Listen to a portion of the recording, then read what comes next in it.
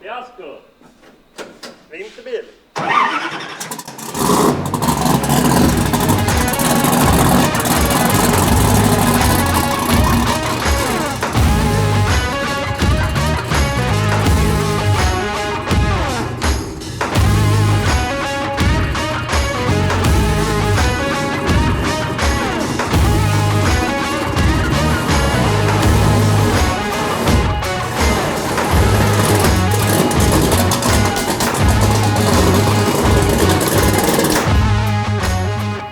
Första gången en SMX kör i snö, tror du inte?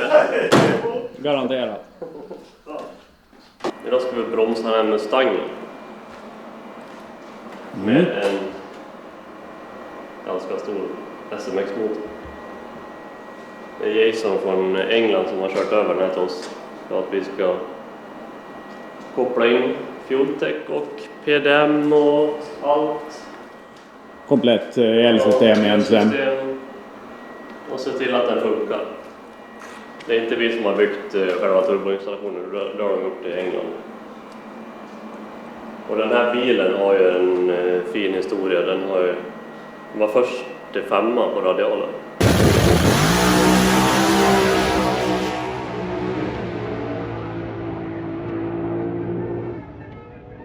Ja, Don Burton. Ja, World Cup.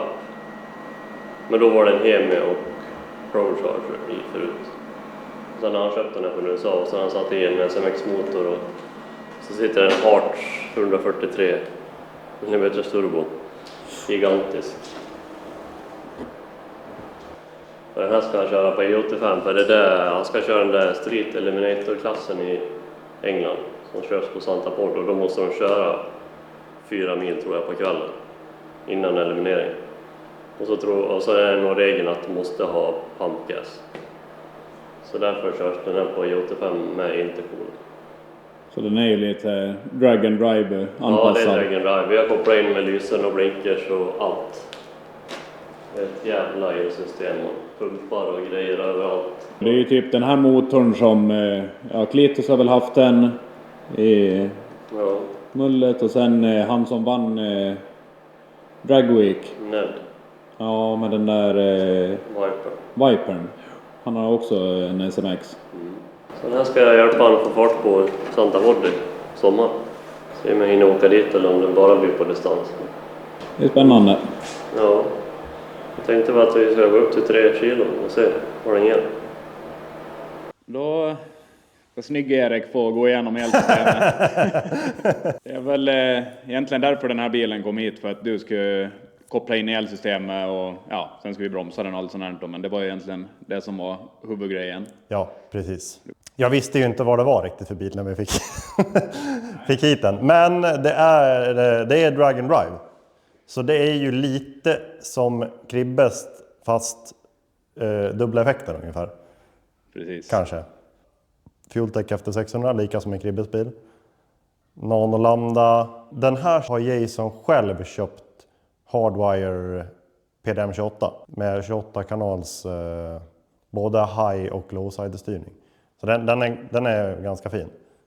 Vad kör vi mer? Det är spriddriver till Fueltech. De här nya spridarna. Sen är det så fruktansvärt mycket sensorer på den här bilen så att det räckte inte riktigt med 20 inputs på efter 600. Så det är en input expander också utöver 600. Så det är någonstans mellan 30 och 40 sensorer ungefär. Så det. Du tyckte ju att det var mycket på Kribbes, men den här tar priset. Ja, den här tar pris alltså. Det är ju kortslutning i hjärnan ibland. Ja, det är EGT-4, 2 stycken till avgastemporna. Också Fueltech. Alla sensorer, det är väl nästan egentligen low dollar motorsport. De hade Jason också tagit själv. Men de har faktiskt funkat bra. De har ju en kombinerad tryck-tempsensor som är ganska fin. Då spar man ju lite kabeldragning och så. Var använder du den någonstans då? Vi har konverter, tryck och temp till exempel. Tryck och temp i låda. Och tryck och temp i motor. Ja, man kan ju stoppa lite vart man vill. Man kan ju stoppa lite på vatten om man tycker det är bra också. Nu är ju det här dry deck Så det är inte öppet mellan topp och block. Den är ju lite speciell för den har ju liksom som dubbla kylsystem den här. Ja, precis. Så det är ett för vänster motorhalva och ett för höger motorhalva. Precis. Så det gör ju också att det blir mycket mer extra kabeldragning. För det är dubbla pumpar, dubbla fläktar, dubbla kylare. Så det är dubbla expansionskärl, dubbla tempgivare också. Så man ser vad skillnad på bank 1 och bank 2. Det är inte så dumt heller. Så det är ganska schysst. Sen är det efter spark. Som vanligt får man vara försiktig med kabeldragningen så att det inte blir störning mot alla sensorer. Helst en decimeter från varandra överallt. Så det är ju lite utmaningen. Vi har turbosmart wastegate på tryckröret. Bara. Vi skulle ha på avgas först, men det går inte att ha 3 wastegates på Fueltech el. Nej. Så då fick det bli en på tryckröret istället. Och det är väl bra att någonting blir lite mindre liksom krångel. Alltså det blir för mycket saker till slut. Ja, precis. Det är lite så på den här bilen. Det är väldigt mycket grejer överallt. Men det är roligt. Det blir mycket kabel. Det är några kilometer i den här bilen. Sen är det ju vattenintercooler. Så det är också pump. Alla pumpar är Davis Craig. Så det sitter en till pump bak till den med istank. Sen är det 16 volt system. Kör vi på den här. Tänker man liksom något annorlunda när det är 16 volt system eller liksom, är det ungefär snarlikt? Nej, det är ju ungefär snarlikt. Det blir lite mer punch i grejerna när det är 16. Alltså för den laddar ju runt 17. Så det är en jävla skillnad mot 14. De där 3 volten gör väldigt mycket. Så pumpar och allting går ju. De flödar lite mer. Men det är en annan sorts generator. Du lär ha en 16 volts generator. Ja, exakt. Kör du en vanlig 14 volts generator till 16 volts batteri, då går det sönder direkt. Så det måste vara anpassat. Och det är inte så lätt faktiskt att matcha generator mot batteri. Det brukar kunna stå. Det här är för litium 16 volt. Men efter ett tag så brukar det kunna funka lite sisådär ändå. Men jag hoppas att det här funkar i alla fall. Det har funkat bra hittills i bänken i alla fall. Och de har kört rätt mycket i dynon. Så till PDM, det här är PDM, Hardwire PDM 28 då. Styr vi med keypad. 15 knappars med rattar och grejer. Värsta. Men vad ska de där rattarna till då? Ja, det är inte till någonting just nu. Men det är liksom Options. Jag tror bara Jason, han tog den värsta som fanns. Transbrake. Också specialbrytare. Ja, den är även då. Det är liksom Beroende på hur snabb det är i starten så kan du ju plocka bort och lägga till hylsor på den här då.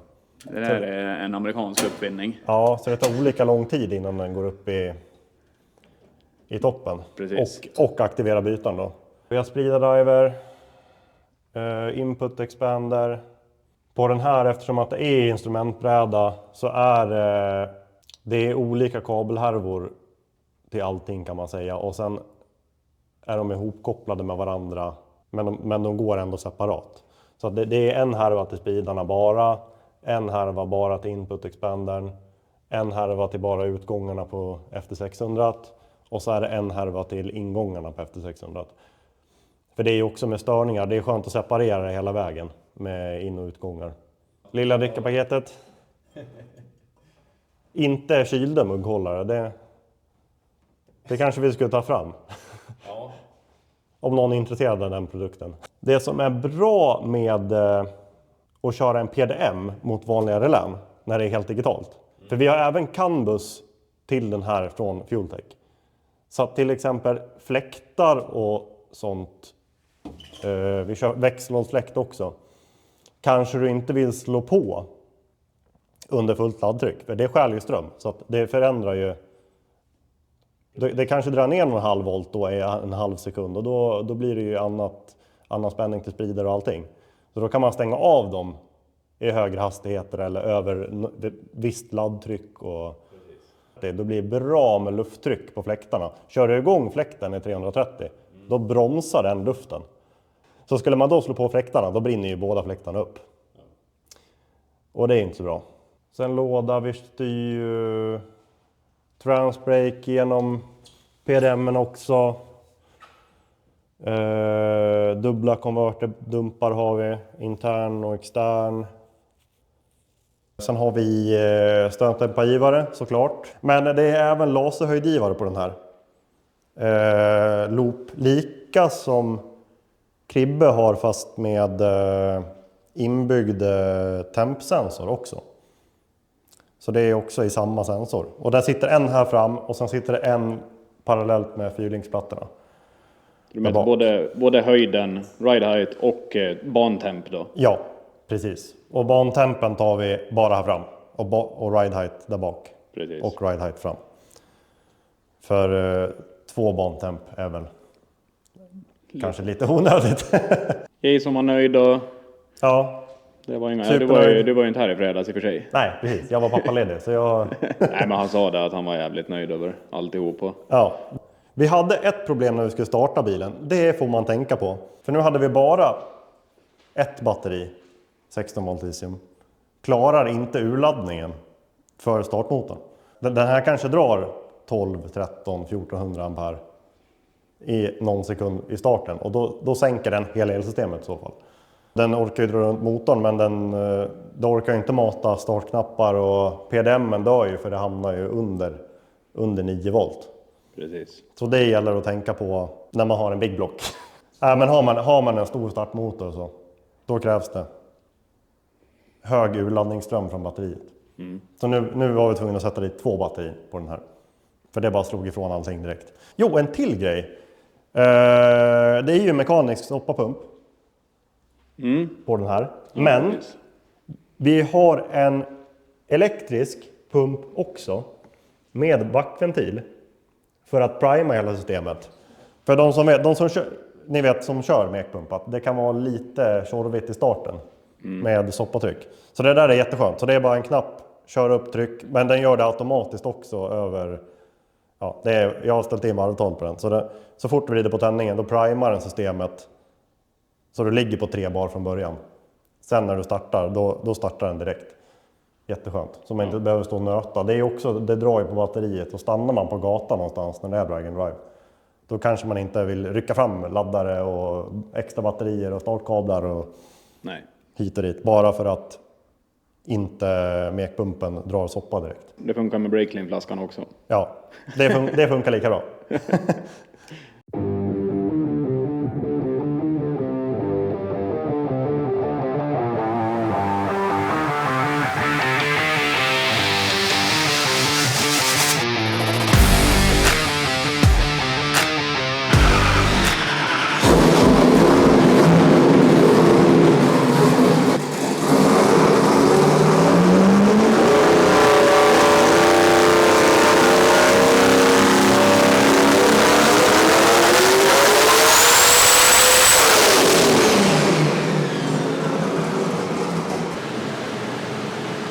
$2152. Den ville inte gå på lite laddtryck. Det var sört. Hur mycket laddar den nu då? 23 PSI. Nej, lite laddtryck, det vill den inte funka på. Nej, Inte med stora turbo. det är big block, den ska ha lite. Det var nog mer gigantiska turbo. Hur stor är den? 143 mm. Det är rätt bra ändå det. Perfekt. Ja, den är stark. Vi laddar på imorgon. Prova. Hur mycket ska du köra då? Jag vet. Kommer han hit och ska kolla? Han är här 8 månader. Ja. Låter stifterna bestämma. Ja. Det är ingenting. Säg. Nu, förra så var det hur jävla... Som här, jag antar att vi kan köra 3 kilo. Ja, då är det nog säkert typ 3000. Ja. Får han 3000 på hubben, då blir nog han klar. Ja. Jag har för mig att vi har pratat om 2 500 på hubben. Okej. Men det är ju inga problem alls. Nej, då är det snart där. Ja. Ja, det är som nytt det där. Det är hur lugnt som helst. Men det är jävligt kallt idag. Men när vi kör samma jävla vatten hela dagen. Vattnet är ju varmt. Mm. För att simulera lite sommar. Precis. Mm. Hur varmt blir, eller hur varm blir motorn då? Nej, insynstempen är ju 40 liksom. Men det är vattnet också känner jag. Det är 40. So now we have Jason Weir here. So this is your Fox body with a big block SMX. And could you tell us a little bit about this car and where you bought it and what's the plan? Yeah, no, I bought the car from just over a year ago from Don Burn down Burton in the States. It was the first car on the 275 into the 5.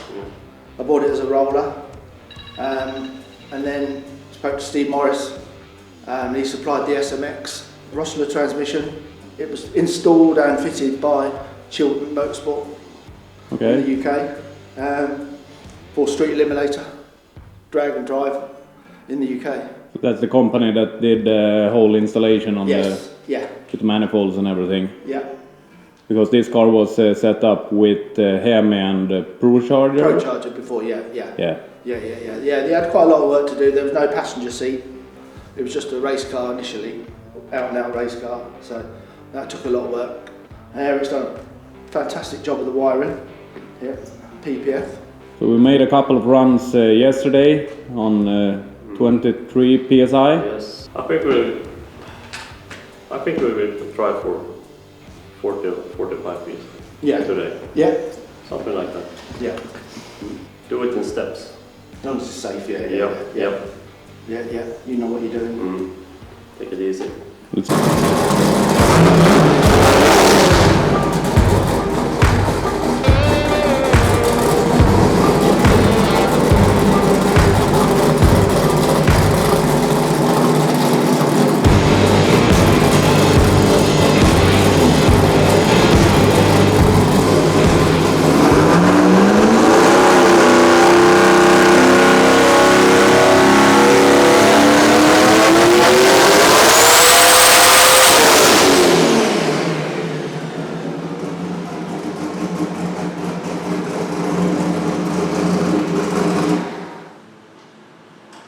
It sounds pretty mean. Yes, it does, especially inside. So it picked up like 400 horsepower on 5 PSI.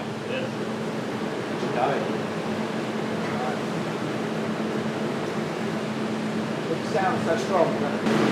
It sounds really good today. When I tried to, at first when I ran 5 psi, it doesn't want to go. Really? No, the turbo surge at 5 psi. But as soon as I raised to 21, I think, then it starts to run great. Yeah. Now we will check some plugs. Så bra ut. Yes. Det är dags för 36 psi nu. 36. Yes.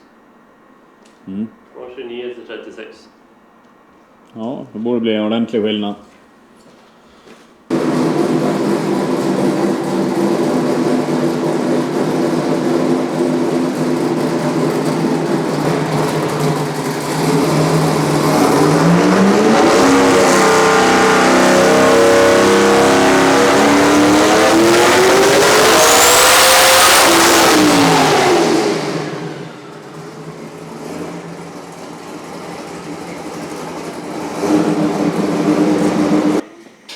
Felt like the converter was slipping.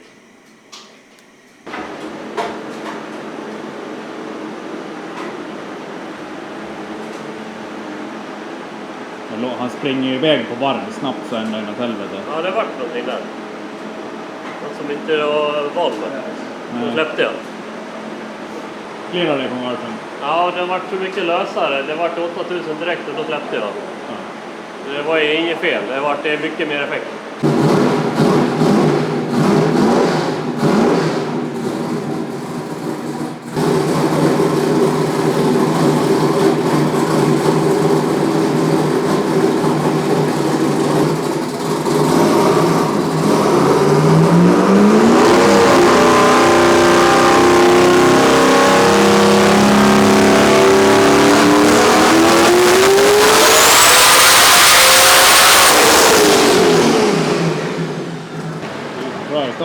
2,800. Fantastic. Sounded great. Yeah. Yeah. Very crisp. And way longer idle pull this time. And it seems to hold 8,000 all the time. Yeah. So I'm not sure we can go up in boost. Let's see if the converter can hold it. Yeah. But I think we can go up a little bit in boost. You need 3,000 at the house. That was 35 psi, so we will go to 42 now. Let's see if the converter holds it. Yeah. I guess it will be 3,000 at the house. Excited? Very. Everybody needs 3,000. Yeah, definitely. Yeah. It's been a long time. A couple of years, but no. Fantastic. Yeah. Brilliant.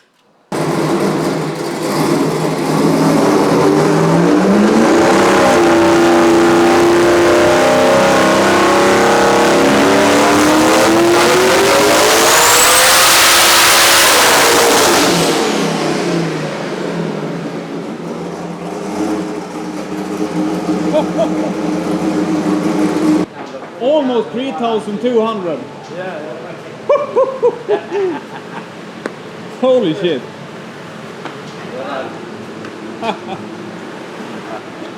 Well, I guess we can say this. Steve Morris engines make quite some power. Yes. Yeah. No. The SMX, definitely. Yeah. Great. Jesus Christ. Single turbo, 3,191 horsepower. That's pretty badass. 8,000 RPM? More. 8,500. Yeah. Yeah. But that's a record here for E85. Really? Oh yeah. Should we keep going? Pump gas. 3,200 horsepower pump gas. Yeah. Street car. Seems like a great combo. The SMX big block together with the Hearts turbo, fuel tech, Yeah. and this guy's tuning. Yes. Works his magic. Yeah. Yeah, that was 42 psi. 42. Yes. Easter seems a long way off now, doesn't it? At least we get some street driving though. Yeah, you have In some the winter UK. tires. We go out and... For a spin now. Yeah. We got lights.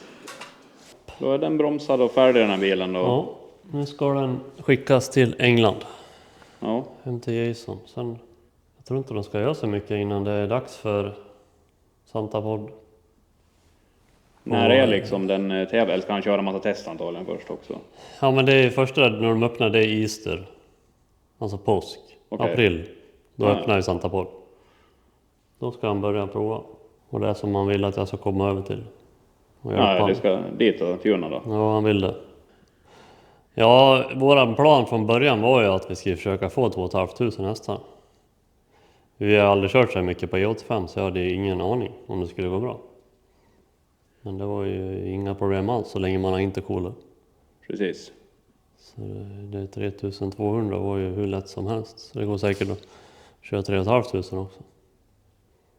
Ändå Men rätt. frågan är om jag behöver det. Vi vet ju liksom inte vad radialer och Santa Pod hur bra det egentligen är. Nej. Jag vet att det är ju bättre än vad vi har i Sverige i alla fall. Är det 275 år eller 315 han åker på? Nej, jag måste ha 275 i den Street Eliminator-klassen. Ja. Men han har köpt 315. Så han kan köpa Dorslanders. Kunna bromsa 3200 med en singelturbo och liksom soppa du kan tanka på macken här. Ja, Nu har de i och för sig inte E85 på macken i England då, men nej, där får man köpa fat. ja. Häftigt projekt. Nej, framförallt de här Steve Morris-motorerna som man har sett liksom alla höjdare i USA åker runt med. Får prova en sån lite, men det funkar ju jävligt fint. Det var väl allt för den här gången då. Ja, det är bara att börja med nästa bygge. Ja. Ja. Det är bara bra för det. Det är bara promods ja. Nej. Nu vart det Björn Kristoffersson först. Jaha.